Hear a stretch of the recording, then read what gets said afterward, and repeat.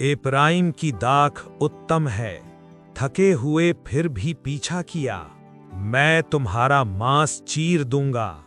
उसने दोनों राजाओं को पकड़ा। गिदोन ने जेबा और सल्मुन्ना को मारा। यहोवा तुम पर राज करेगा। सोने का एपोद जाल बन गया। अबीमेलेक ने 70 भाइयों को मारा। योतम ने गिरिजीम से पुकारा, क्या मैं अपनी चिकनाई छोड़ दूं? झाड़ी से आग निकलकर भस्म करे। परमेश्वर ने बुरी आत्मा भेजी, उन्होंने गुंबद को जला दिया। एक स्त्री ने चक्की का पाट गिराया। मुझे मार ताकि स्त्री का नाम ना हो। ईश्वर ने अबीमेलेक का न्याय किया। इस्राएल के उद्धार के लिए तोला उठा। उन्होंने बालून और अष्टतारों की पूजा की। इस्राएल पर यहोवा का क्रोध भड़क उठा। उन्होंने पराये देवताओं को दूर किया। यिप्तह एक बड़ा शूरवीर था। पुरानिये यिप्तह को बुला लाने गए। लोगों ने उसे अपना नेता बनाया। यिप्तह ने राजा के पास दूत भेजे।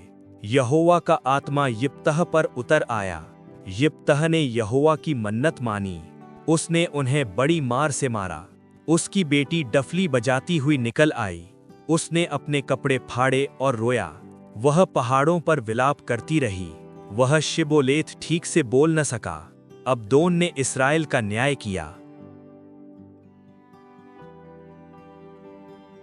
यहोवा के दूत ने स्त्री को दर्शन दिया। दूत वेदी की ज्वाला में ऊपर चढ़ गया। स्त्री ने बेटा जना और नाम शिमशोन रखा। यहोवा का आत्मा उस पर प्रबलता से उतरा। उसने शेर की लोथ से शहद निकालकर खाया। शिमशोन ने उनसे एक पहेली कही। उसकी पत्नी उसके सामने रोती रही। उसने जाकर 30 पुरुषों को मार डाला। उसके ससुर ने उसे अंदर जाने ना दिया। उसने फिलिस्तियों की खड़ी खेती जला दी। फिलिस्तियों ने उस स्त्री को आग से जला दिया। शिमशोन ने उन्हें बड़ी मार से मारा। उन्होंने उसे 2 नई रस्सियों से बांधा। रस्सियां जले हुए सन की तरह टूट गईं। उसने गधे के जबड़े से 1000 को मारा। परमेश्वर ने गड्ढा फाड़ा और जल निकल आया। शिमशोन फाटक के किवाड़ उठा ले गया। दलीला ने पूछा, तेरा बल किस में है? उसने रस्सियों को धागे की तरह तोड़ डाला। उसने उसके सिर की लटों को मुंडवा दिया। उन्होंने उसकी आंखें फोड़ दीं और बांधा। उन्होंने दागोन के लिए बड़ा बलिदान किया।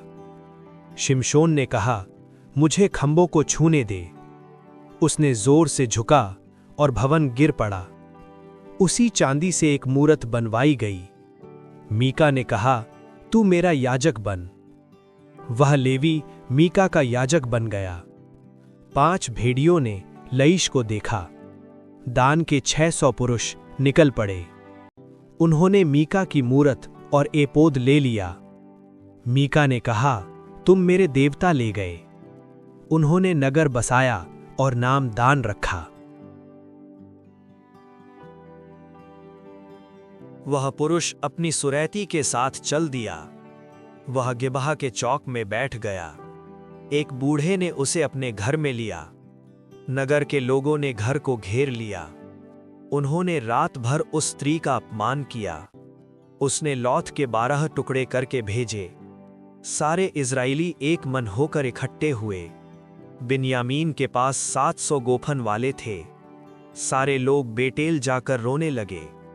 नगर से धुएं कर खंभा उठने लगा। 600 पुरुष रिम्मोन की चट्टान पर गए। इजराइल ने रोकर कहा, एक गोत्र क्यों घट गया? उन्होंने याबेश गिलाद के लोगों को मारा। बिन्यामीनी लौटे और उन्हें पत्नियां मिलीं। उन्होंने शीलो की नाचने वालियों को लिया। हरेक जो ठीक समझता था वही करता था।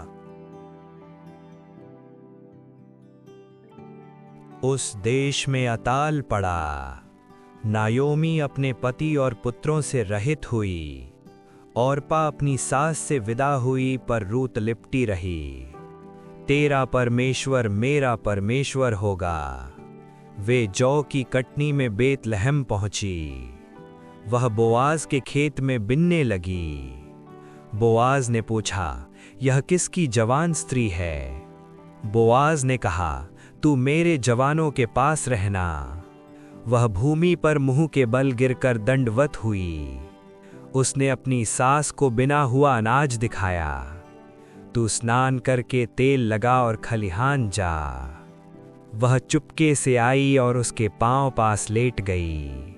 उसने 6 माप जौ नापा और उसे दे दिया। उसने अपनी जूती उतारी और बोआज को दी। बोआज ने रूत को बिहा लिया। नायोमी ने बालक को अपनी गोद में रखा।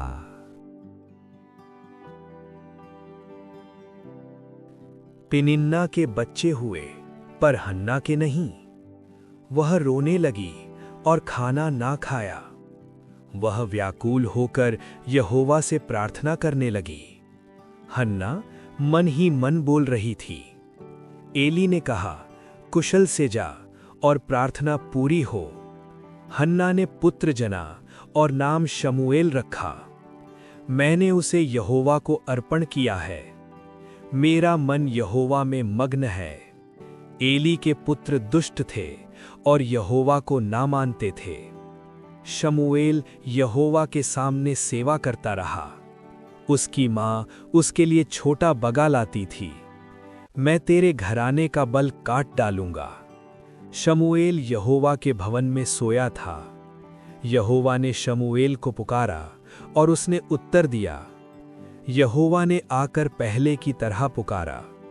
सबने जान लिया कि शमूएल यहोवा का नबी है।